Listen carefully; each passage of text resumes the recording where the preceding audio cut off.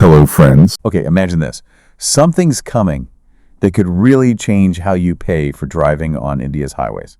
Like, fundamentally change it. Yeah, we're talking about a pretty massive shift, technologically speaking, in how tolls are collected nationwide. Exactly.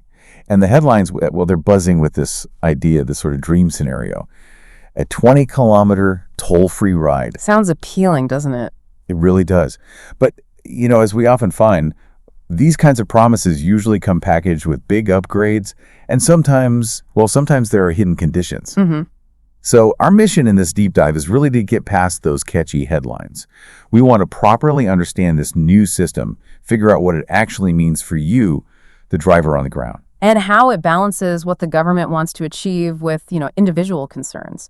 Because there are definitely concerns. Right. We're going to pull out the key details you really need to know to be properly informed about this. And what's fascinating, I think, is looking at this as an evolution. It's not just a small adjustment. Yep. No, it's about how infrastructure funding itself is changing, how technology is being used to reshape something, especially when the rule is supposed to be 60 kilometers between toll plazas on national highways. Exactly. So this 20-kilometer thing feels like a real win. And that's the hook, the lure, you could say.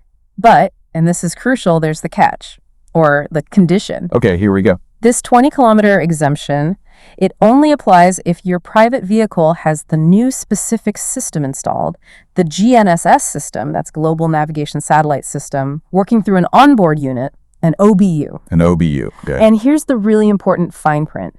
If you travel more than 20 kilometers, even just 21 kilometers, you get charged for the whole journey, including that first 20 kilometers that seemed free. Wait, hang on. So it's not really toll-free all then. If you go over the limit, you pay for everything. Correct. The free part disappears the moment you exceed 20 kilometers. Wow. Okay, that completely changes the initial appeal, doesn't it? Yeah. It certainly makes you question whether the benefit is worth the underlying requirement. Yeah, absolutely. So if the 20-kilometer freebie isn't quite what it seems, how does this leak-proof system actually work? How does it track you and charge you so precisely? What is this tech? It's a combination of advanced technologies. First, satellite tracking via GNSS. Your vehicle's position is tracked precisely. Like GPS? Similar, but often augmented for higher accuracy, as we'll see.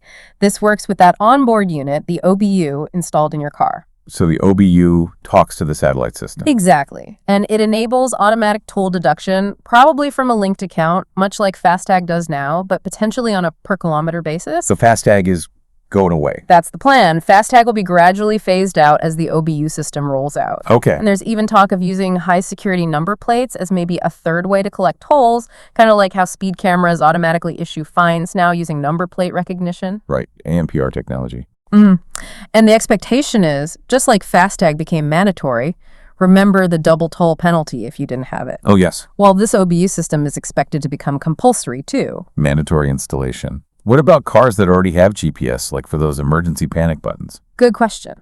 The thinking is that vehicles already equipped with those systems likely have compatible GPS tech. For others, you'd need to install an OBU. And the cost. The initial estimate mentioned is around 5,000 rupees, though there is talk of possible government subsidies to help with that cost. Okay, 5,000 rupees plus mandatory fitting. And you mentioned precision. The sources talk about the Gagan system. What's that about? Is that the satellite part? Yes, Gagan is key here. It's India's own system, ISRO developed. It stands for GPS-aided geo-augmented navigation. Okay. Its main job currently is super precise monitoring for aviation, helping planes land and take off incredibly accurately, supposedly within about 10 meters. 10 meters for aircraft.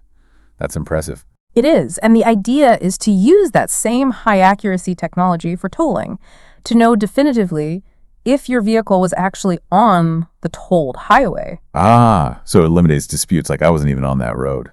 Arguments. That seems to be the goal. If the system trusted for planes says you were there, it's hard to argue against it. It connects the dots, aircraft-grade tracking for your highway miles. Okay, from the government side, you can see the logic. Minister Gadkari often talks about the benefits of better highways, and he's got a point. Definitely. Travel times are way down on many routes. Mumbai-Pune, you said, 7-8 hours down to 2. That's the example often cited, yes. And Delhi-Mumbai, 24 hours down to 12. That's huge. It is. And that saves fuel, reduces wear and tear on vehicles, real benefits. And the tolls are what pay for building and maintaining these roads. It strengthens the whole national infrastructure.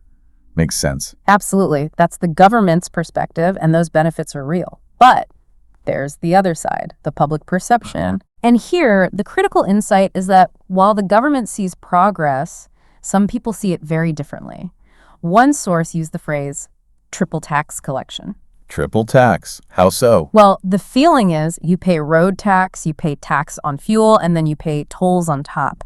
And there's this feeling, maybe cynicism, about the initial lure. Like the 20-kilometer exemption. Exactly. It reminds people of when FASTag launched. Remember the discounts, 10% cash back, things like that. Vaguely, yes. But then later on, NHAI just raised all the toll rates anyway. So the perception became, well, they get their full collection in the end, regardless of the initial sweeteners. So people feel the new system could just be another way to increase the financial burden. That's definitely a concern being voiced. And it ties into a bigger issue, transparency. About the tolls continuing forever. Precisely. The worry that tolls just keep going long after the road's construction cost has been paid back. There's this example that keeps popping up on social media. The Jaipur-Delhi highway one. That's the one. The claim is the project cost around 8,000 crore rupees, but apparently over 24,000 crore has already been collected in tolls, and they're still collecting. Wow. If that's true, you can understand the frustration. Absolutely. It leads to this strong feeling of being, well, looted, that was the word used, comparing it to like old British tax collection methods where it just never ends. That's a powerful comparison. Hits a nerve. It really does. It raises the question of whether tolls are becoming just an unlimited income stream for the government, rather than a specific tool for funding a specific project. So the call is for transparency, for clear end dates for tolls. Yes. A clear timeline. Collect the cost, maybe a reasonable profit or return on investment, and then remove the toll. That seems to be the public demand for fairness. How do we make sure tolls build roads, not just endless revenue? That analogy to historical taxes really underlines the trust issue, doesn't it? Right. It's not just about the rupees, it's about fairness and accountability. Really critical points. Deeply felt, I think. So with these big goals on one side and these deep public concerns on the other, where are we practically? How far along is this new system? Is it just an idea or is it actually happening? Oh, it's definitely moving beyond the idea stage. The legal framework is changing. The National Highways Fee Rules from 2008, they were officially amended on September 9th, 2024, specifically to bring in this GNSS-based system. So the rules are already updated. Yes. And pilot projects are done. They've run successful trials on actual highways. Which ones? Key routes like the Bengaluru-Mysore Highway and the Panapat-Hisar Highway. So they've tested it in real-world conditions, and apparently it worked. Okay, so trials are complete. What's next? Well, they've held international workshops, likely learning from other countries. The next step is expected to be engaging companies to actually implement this on a wider scale, probably similar to how FASTag was rolled out. So contractors and tech providers will be brought in soon. That seems to be the plan. But it's important to remember, the physical toll gates, the plazas, they'll likely stay up and running for a while during the transition. Until enough cars have the new OBU system. Exactly. It'll be a gradual phase-in. You can't switch everyone overnight. It's quite something to think about, especially with India's road network growing so fast. We're already number 2 globally, right? After the US. That's right, and the ambition is to become number 1 soon. Which connects back to the funding needs. Precisely. This system is seen as crucial for that. The government clearly expects a major jump in toll collection because, as one source bluntly put it, no one will be able to escape. No escape, that's quite a phrase. It suggests a very high degree of confidence in the system's ability to capture revenue. If it works as planned, the potential income is substantial, which could fuel even more road building. Okay, so let's try and wrap this up for you, the listener. What we have is this tension, isn't it? Definitely. On one hand, the promise, maybe a slightly conditional promise of that 20-kilometer toll-free ride, a potential bit of relief for some. But on the other hand, the reality of a mandatory satellite-tracked toll system designed for comprehensive collection, leak-proof collection. Eliminating those U-turns and bypass routes for good, it seems. And maybe if we look at the bigger picture, as this kind of precise, unavoidable tracking becomes normal for using infrastructure, what does that mean more broadly? What are the wider implications? Yeah, for things like our privacy, maybe, or just that constant calculation of convenience versus cost. And importantly, that need for really clear, finite timelines when it comes to paying back public projects. When does the clock stop ticking on these tolls? Those are big questions. Things for you to think about, definitely.